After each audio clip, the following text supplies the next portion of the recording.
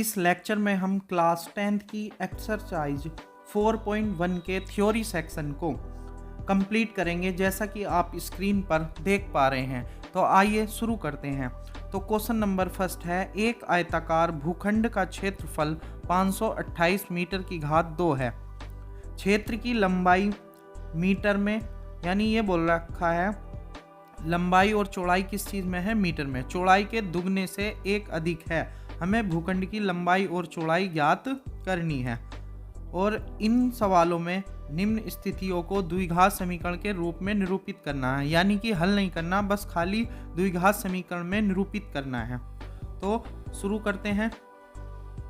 तो क्वेश्चन है हमारा, एक आयताकार भूखंड। सबसे पहले हम आयताकार बना लेते हैं। तो आयताकार कैसे बनाते हैं? आयत क्या होता है? जिसके आमने सामने की भुजाएं क्या होती हैं, बराबर होती हैं, वो क्या कहलाता है, आयत कहलाता है। तो एक आयताकार भूखंड यानी भूमि का हिस्सा है कोई, का क्षेत्रफल 528 मीटर की घात 2 है। क्षेत्र की लंबाई मीटर में, मतलब दोनों चीज किस में है, मीटर में। चौड़ाई के दुगने से एक अधिक है। तो चौड़ाई के दुगने से एक अधिक है। तो जब हमें यही मालूम नहीं है कि चौड़ाई कितनी है, तो हम चौड़ाई मान लेते हैं। तो सबसे पहले हम क्या करते हैं, इसकी चौड़ाई मान लेते हैं। लिखते हैं क्वेश्चन नंबर फर्स्ट का आंसर है। तो यहाँ लिखेंगे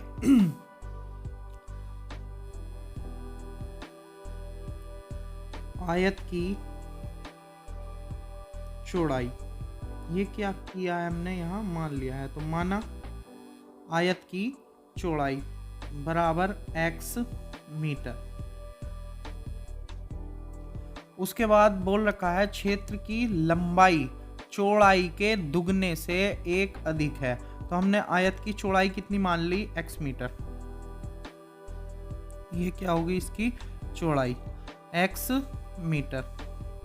अब इसकी हमें लेंथ यानी कि लंबाई बतानी है। तो लंबाई क्या होगी, तो ये बोल रहा है क्षेत्रफल की लंबाई, यानी क्षेत्र की लंबाई चौड़ाई के दुगने से एक अधिक है। तो चौड़ाई कितनी है, तो यहाँ लिखेंगे आयत की लंबाई चौड़ाई के, तो चौड़ाई क्या है, x। चौड़ाई के दुगने से, तो 2 से क्या कर दीजिए, गुणा। कितनी अधिक है, एक अधिक है। तो ये क्या बन गई, आयत की लंबाई, ये हो गई मीटर। तो आयत की लंबाई कितनी आ जाएगी, 2x + 1 मीटर। आयत की लंबाई कितनी आ जाएगी, 2x + 1 मीटर। उसके बाद हमें आयत की क्वेश्चन पता होना चाहिए, आयत का क्षेत्रफल। तो आयत का क्षेत्रफल क्या होता है, लंबाई गुणा चौड़ाई। ये आयत का फॉर्मूला होता है। आयत का क्षेत्रफल बराबर क्या होता है, लंबाई गुणा चौड़ाई। तो प्रश्नानुसार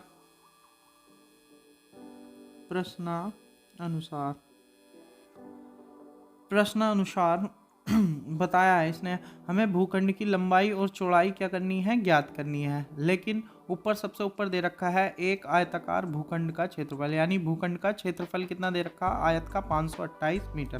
तो यहाँ हम यूज करेंगे इस फॉर्मूले को। तो आयत का क्षेत्रफल कितना दे रखा है, 528।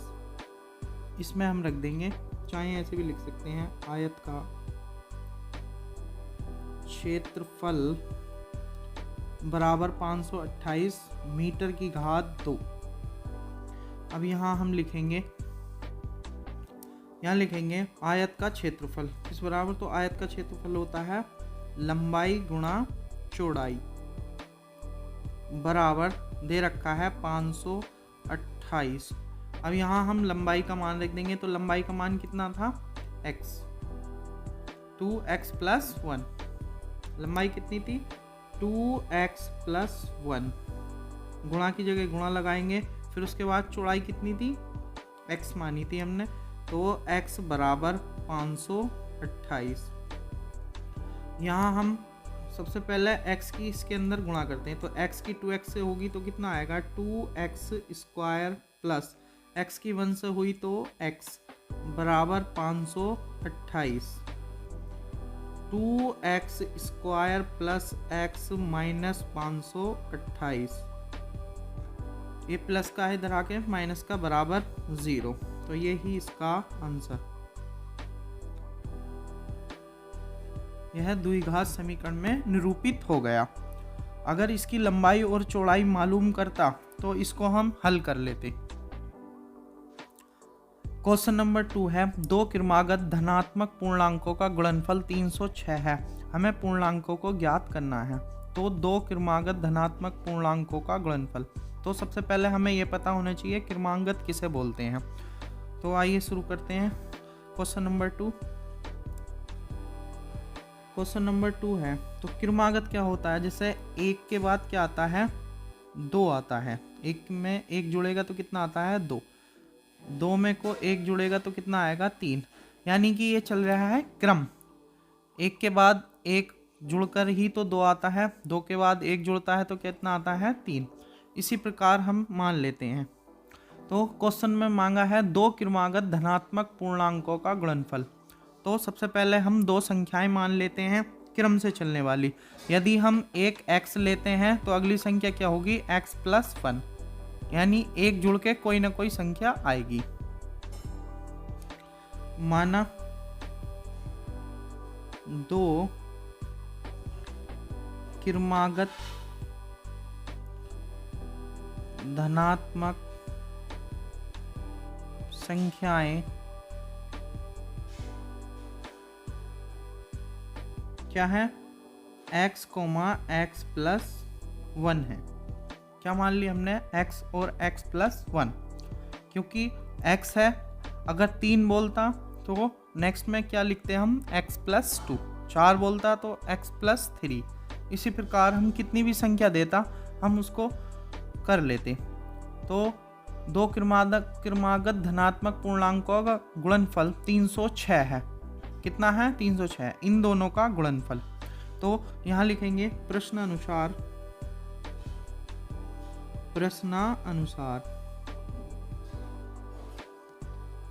दोनों संख्याओं का गुणनफल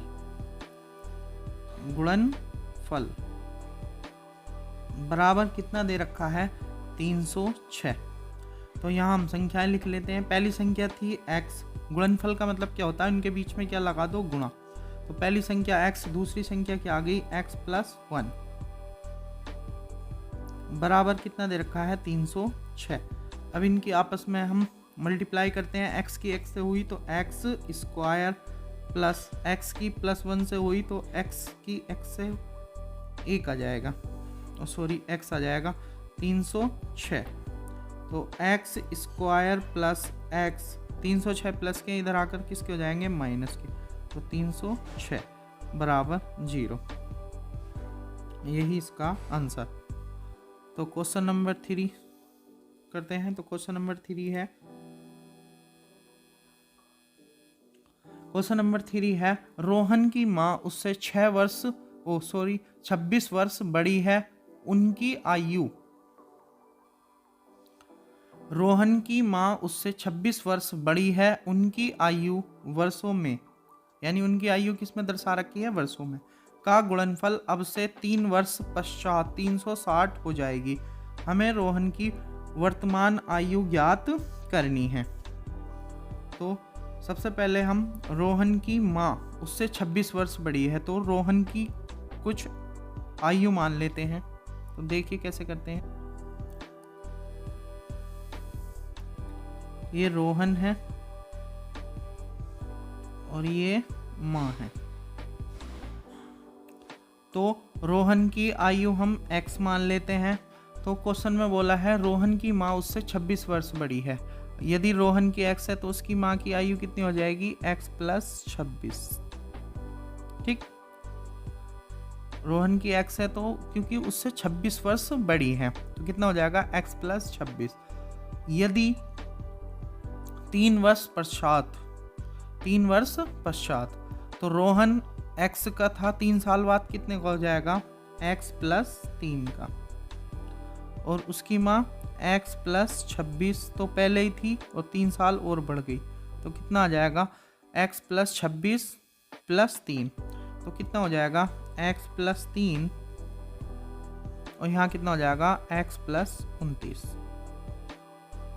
बस ये बोला है 3 वर्ष पश्चात 360 हो जाएगी उनका गुणनफल, यानी कि उनकी आयु वर्षों में का गुणनफल अब से 3 वर्ष पश्चात, तो 3 वर्ष ये है, इसके बाद इनका गुणनफल कितना हो जाएगा 360।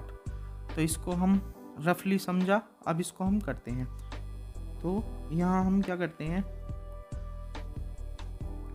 ये तो रफली हो गया, यहाँ से शुरू करते हैं।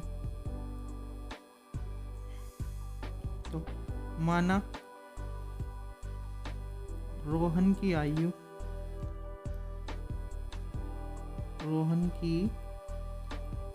आयु बराबर x वर्ष, तब रोहन की माँ की आयु बराबर कितना हो जाएगा, कितने वर्ष बढ़ी है 26, तो x प्लस 26 वर्ष। 3 वर्ष पश्चात का मतलब आफ्टर यानी कि बाद होता है, 3 वर्ष बाद, तो 3 वर्ष बाद रोहन भी बढ़ेगा और रोहन की माँ भी, तो 3 वर्ष पश्चात क्या होगा, रोहन की आयु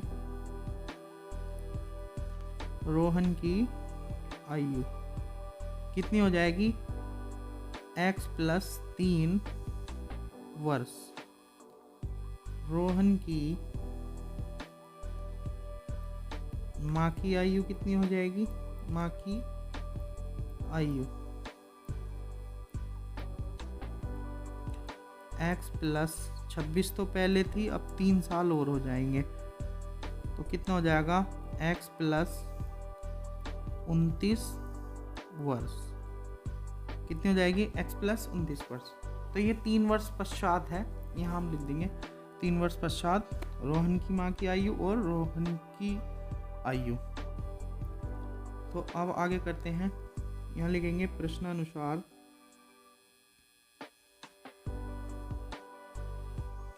3 वर्ष पश्चात दोनों का गुणनफल कितना हो जाता है 360। तो यहाँ हम लिखेंगे रोहन की आयु गुणा माँ की आयु बराबर कितनी हो जाती है 360। तो रोहन की आयु 3 वर्ष पर कितनी हो जाएगी x प्लस 3, और माँ की आयु x प्लस 29 बराबर 360। अब यहाँ 2 ब्रैकेटों की गुणा करते हैं, यहाँ से हम x उठाते हैं और इस पूरे ब्रैकेट के साथ लिख देते हैं x प्लस 29 प्लस 3 उठाते हैं और x प्लस 29 के साथ लिख देते हैं बराबर 360। यहाँ x की x से करेंगे तो कितना आ जाएगा, x स्क्वायर प्लस x की 29 से हुई तो 29x प्लस 3 की x से हुई तो 3x प्लस 29 दिया 87 बराबर 360। अब ये 360 प्लस के इधर आकर किसके हो जाएंगे माइनस के, तो x स्क्वायर प्लस 29x और 3x कितने होते हैं 32x प्लस 87 ये माइनस के 360 बराबर 0। तो x square plus 32x minus 360 में से 87 जाएंगे तो 273 बराबर 0। तो यही इसका आंसर। क्वेश्चन नंबर 4 करते हैं। तो क्वेश्चन नंबर 4 है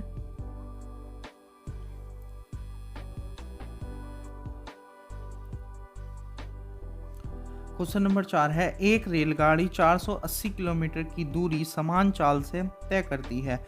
यदि इसकी चाल 8 किलोमीटर प्रति घंटा, आवर का मतलब एच का मतलब क्या है, या आवर, आवर का मतलब घंटा होता है, 8 किलोमीटर प्रति घंटा कम होती तो वह उस दूरी को तय करने में 3 घंटे अधिक लेती। हमें रेलगाड़ी की चाल ज्ञात करनी है।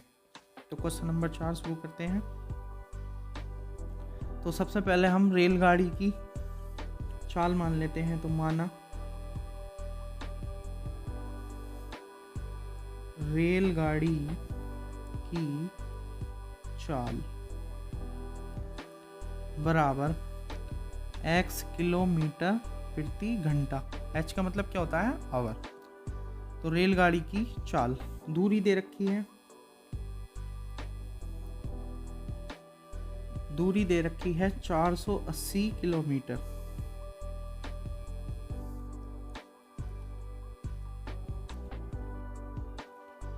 तो एक फॉर्मूला होता है चाल बराबर दूरी बटे समय, चाल बराबर दूरी बटे समय। यदि हम समय बराबर निकालें तो समय बराबर क्या आ जाएगा, ये आ जाएगा दूरी बटे चाल, यानी चाल की जगह समय पहुंच गया और समय की जगह चाल पहुंच जाएगी।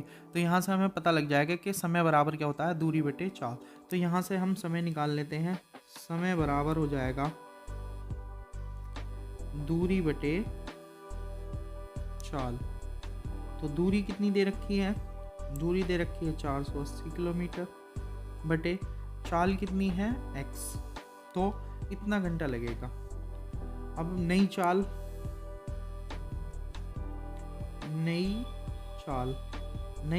में क्या बताता है वो, कि 8 किलोमीटर प्रति घंटा कम होती है। तो पहली हमारी x थी, उसमें से 8 माइनस कर देंगे तो कितनी हो जाएगी हमारी चाल, x माइनस 8 किलोमीटर प्रति घंटा। और उसने सवाल में पहले ही बोल दिया है कि दूरी क्या है, समान। तो इसके लिए भी दूरी क्या होगी, इसके लिए दूरी भी 480 किलोमीटर होगी, 480 किलोमीटर। तो इसका समय कितना आ जाएगा, समय बराबर अभी निकाला है दूरी बटे चाल। तो दूरी कितनी होगी 480 और चाल कितनी आ जाएगी x माइनस के 8। तो अब प्रश्नानुसार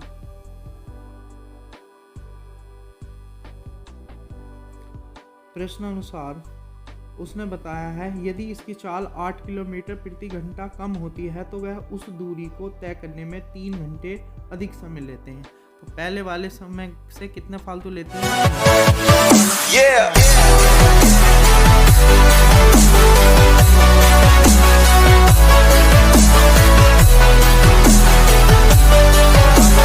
इसके 480 बटे x माइनस के 8। तो ये हो जाएगा 480 बटे x प्लस 3 बराबर 480 बटे x माइनस 8, यानी कि पहली वाली चाल से वो 3 घंटे कितना ज़्यादा समय लेती हैं। तो 3 घंटे यहाँ हो गया। अब इसको हल करते हैं तो ये कितना आ जाएगा, यहाँ हम एक लिख देखते हैं, 480 बटे x प्लस 3 बटे 1 बराबर 480 बटे x माइनस के 8। जब नीचे अलग अलग होते हैं तो नीचे वालों की गुणा, x की किससे हो जाएगी, 1 से, तो x गुणा 1, 480 की 1 से हो जाएगी, 480 गुणा 1 प्लस 3x बराबर 480 बटे x माइनस के 8। उसके बाद 480 की 1 से हो जाएगी तो 480 प्लस 3x बटे x बराबर 480 बटे x माइनस के 8। उसके बाद हम क्रॉस मल्टीप्लाई कर देते हैं। 480 प्लस 3x की किससे हो जाएगी, x माइनस 8 से, और x की 480 से। तो यहाँ हम कर देते हैं x माइनस के 8 480 प्लस 3x बराबर 480x। तो यहाँ हम x उठाते हैं और 480 प्लस 3x के साथ लिख देते हैं। 480 प्लस के 3x और कितना बचा, माइनस के 8 उठाएंगे और 480 प्लस 3x के साथ लिख देंगे बराबर कितना चल रहा है, 480x। आगे x की 480 से हो जाएगी तो 480x प्लस 3 की x से होगी तो कितना जाएगा, 3x स्क्वायर, क्योंकि आधार 1 से गुणा में घाते जुड़ जाती हैं। माइनस 8 गुणा 480 माइनस प्लस माइनस 8 की 3 से हो जाएगी तो कितना आ जाएगा, माइनस के 24x बराबर 480x।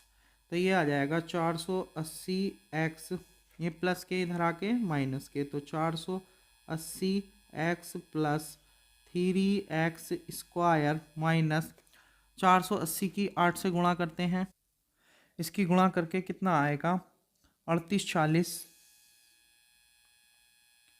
माइनस 24x, इधर क्या बचेगा, 0। तो ये इससे कट हो जाएगा, 480 से 480x कट हो जाएगा। तो यहाँ आ जाएगा 3x square minus 24x minus 3840 बराबर 0। अब यहाँ से 3 कॉमन है तो अंदर आ जाएगा x square minus 3 अट्ठे 24x minus, यहाँ करेंगे तो 3 बन जा 3 हो जाएगा और यहाँ हो जाएगा 3 दूनी 6 और यहाँ आ जाएगा 3 अट्ठे 24 और यहाँ 0 हो जाएगा बराबर 0। तो यह आ जाएगा x square minus 8x minus 1280 बराबर 0/3। तो x square minus 8x minus 1280 बराबर 0, यही इसका आंसर। तो डियर स्टूडेंट, इसी के साथ एक्सरसाइज 4.1 कंप्लीट हुई।